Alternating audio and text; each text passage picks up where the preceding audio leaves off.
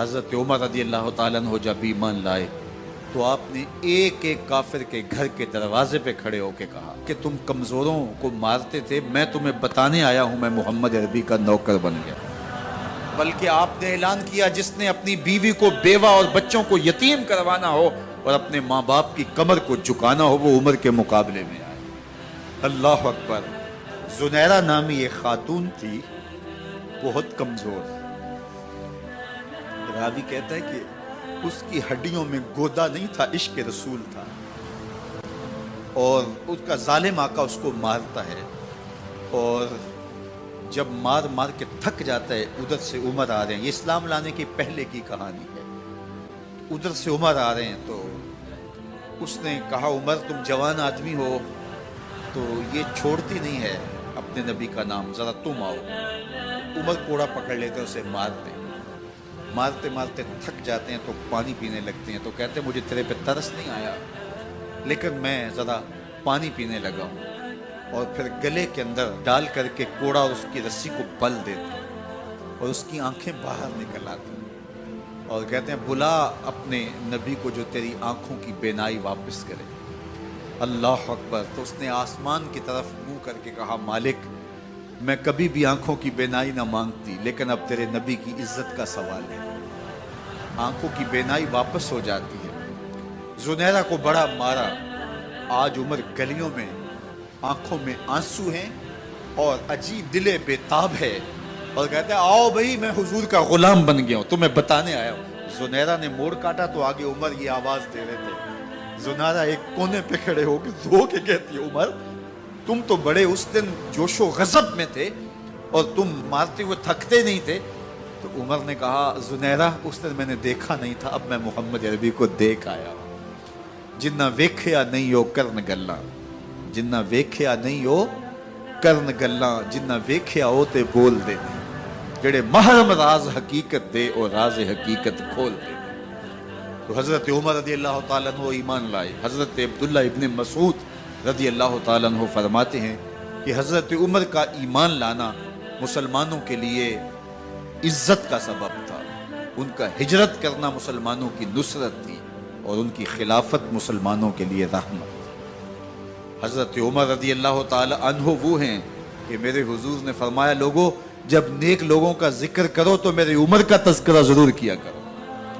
میرا عمر وہ ہے کہ جب وہ ایک سمت سے آ رہا ہو، ایک گلی اور بازار سے آ رہا ہو تو شیطان بھی آ رہا ہو عمر کو دیکھ کے راستہ تبدیل کر لیتا ہے۔ حضرت عمر رضی اللہ تعالی عنہ کی طبیعت کے اندر جو جاہ و جلال تھا، طبیعت کے اندر جو سختی تھی، وہ اسلام کے اندر آ کر بھی قائم رہی، اور آپ نے وہی سختی، وہی جاہ و جلال جو پہلے مسلمانوں کے خلاف تھا اب کفار کے خلاف، منافقین کے خلاف حضرت عمر کی طبیعت کے اندر وہ جوش و خروش بدستور موجود ہے۔ لیکن جس دن آپ خلیفہ بنے تو اس دن آپ نے ممبر پہ چڑھ کے جو خطبہ دیا اس میں کہا لوگوں میں سخت اس لیے تھا کہ رسول اللہ نرم تھے، پھر میں سخت اس لیے تھا کہ حضرت ابوبکر صدیق نرم تھے، اب میں تخت خلافت پہ بیٹھا ہوں، اب میری سختی جو ہے وہ نرمی میں تبدیل ہو گئی، صرف فاسقوں، فاجروں اور باغیوں کے لیے میں سخت ہوں، باقی تمہارے لیے نرم ہوں۔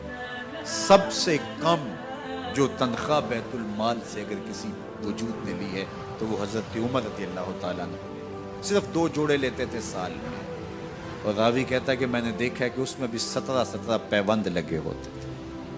حضرت عمر رضی اللہ تعالیٰ عنہ کا طرز زندگی، آپ کا انداز معاشرت اور آپ کا انداز خلافت، ہر لمحہ آپ کی زندگی کا اٹھا کے دیکھیے کتنی مرتبہ قرآن حضرت عمر کی رائے کے مطابق نازل ہوا۔ اللہ تعالیٰ جل شانہ نے ان کو صاحب الہام بنایا تھا۔ ہر امت میں کوئی صاحب الہام ہوتا ہے، حضور کی امت کا صاحب الہام حضرت عمر رضی اللہ تعالیٰ، اور آقا کریم نے انہیں اپنا وزیر قرار دیا۔ فرمایا میرے 2 وزیر آسمانوں میں ہیں، 2 وزیر زمینوں میں ہیں، آسمانوں کے وزیر جبرائیل اور میکائیل ہیں اور زمین کے وزیر ابو بکر اور عمر رضی اللہ تعالی عنہما۔ ایک دن حضرت عمر بیٹھ کے رو رہے تھے تو کسی نے کہا حضرت رو کیوں رہے ہیں؟ فرمایا کہ میں اس لیے رو رہا ہوں کہ فلاں پل سے بکریاں گزری ہیں، تو پل کے اندر شکستگی تھی، ٹوٹا ہوا تھا پل درمیان میں، اس میں ایک بکری کی ٹانگ ٹوٹ گئی ہے۔ تو میں ڈرتا ہوں کہ میرا رب یہ نہ پوچھے کہ عمر تو نے پل صحیح تعمیر نہیں کروائے تھے کہ ایک بکری کی ٹانگ کیوں ٹوٹی ہے۔ یہ ہیں حضرت عمر رضی اللہ تعالی عنہ۔ اللہ اکبر۔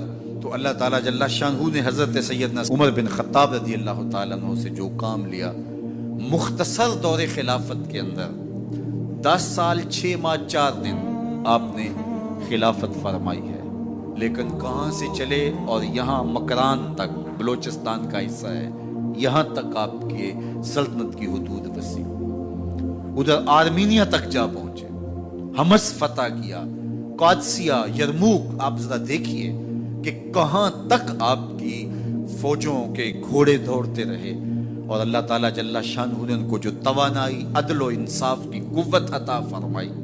اللہ اکبر۔ جب زمین پہ عدل کیا ہو تو زمین بھی حکم مانتی ہے، اور حضرت عمر وہ تھے جن کا حکم ہوائیں بھی مانتی تھی، زمین بھی مانتی تھی، جن کا حکم جو ہے وہ آگ بھی تسلیم کرتی تھی اور دریا بھی ان کا حکم مانا کرتے تھے۔ مصر کے اندر یہ رسم بد جاری تھی کہ سال کے بعد ایک دوشیزہ کو زیورات پہنا کے اچھے لباس میں ملبوس کر کے دریا کی بھیڑ چڑھایا جاتا، اس کی قربانی دی جاتی، اس کا خون بہتا تو دریا چلتا۔ جب مسلمانوں نے مصر فتح کیا تو گورنر نے لکھا کہ اسلام تو اس طرح کی رسوم کی اجازت نہیں دیتا، لیکن خشک سالی ہے، لوگوں کی فصلیں ویران پڑی ہے، تو حضرت کیا کیا جائے؟ تو حضرت عمر رضی اللہ تعالیٰ عنہ کاغذ کے ٹکڑے پہ لکھتے ہیں، بسم اللہ الرحمن الرحیم، مصر کے نیل کی جانب عمر کا خط لکھتے ہیں، اے نیل اگر تو اللہ کے حکم سے چلا کرتا ہے تو چل، ورنہ ہمیں تیرے چلنے کی کوئی حاجت نہیں ہے۔ اور قاصد کو کہا یہ خط لے جاؤ اور جا کے دریائے نیل میں پھینک دو۔ قاصد جا کے خط دریائے نیل میں پھینک دیتا ہے، پانی آتا ہے، ایسا دریائے نیل چلا، 14 صدیاں ہوئی ہیں آج تک کبھی بند ہی نہیں ہوا۔ دریا حکم مانتے، آگ نکلتی ہے۔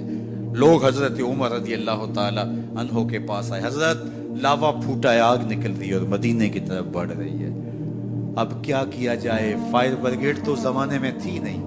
عمر نے اپنی قمیض اتاری، جس قمیض پہ 17 پیوند لگے ہوئے تھے چمڑے کے، کہا یہ قمیض لے جاؤ، جدھر آگ بڑھ رہی ہے آگے ڈھالنا، آگ پیچھے بھاگ جائے گی۔ زلزلہ آتا ہے تو زمین پہ درہ مارتے ہیں، زمین رک جا، کیا عمر نے تیری چھاتی پہ عدل نہیں کیا ہے؟ تو یہ عمر ہیں رضی اللہ تعالی عنہ کہ جن کے انصاف کی وجہ سے، جن کے عدل کی وجہ سے اللہ تعالیٰ کی رحمات اور اس کی برکات کا نزول ہوتا تھا، اور اللہ تعالیٰ نے مسلمانوں کو وہ آبرومند حکومت دی۔ کائنات کی تاریخ کے اندر ایسی حکومت آپ نے نہیں دیکھی ہوگی جو حضرت عمر نے حکومت کی ہے۔ اللہ اکبر۔ فرمایا فرات کے کنارے پہ ایک کتا بھی پیاسا مر گیا تو اس کا حساب بھی عمر سے ہوگا۔ باہر سے سفیر آتا ہے اور آ کے پوچھتا ہے کہ میں امیر المومنین کے، مسلمانوں کے حکمران کے محل میں جانا ہے، تو وہ مسکرا کے کہتے ہیں ہمارے امیر کا تو کوئی محل نہیں ہے۔ کہا کہاں ہے تمہارا امیر؟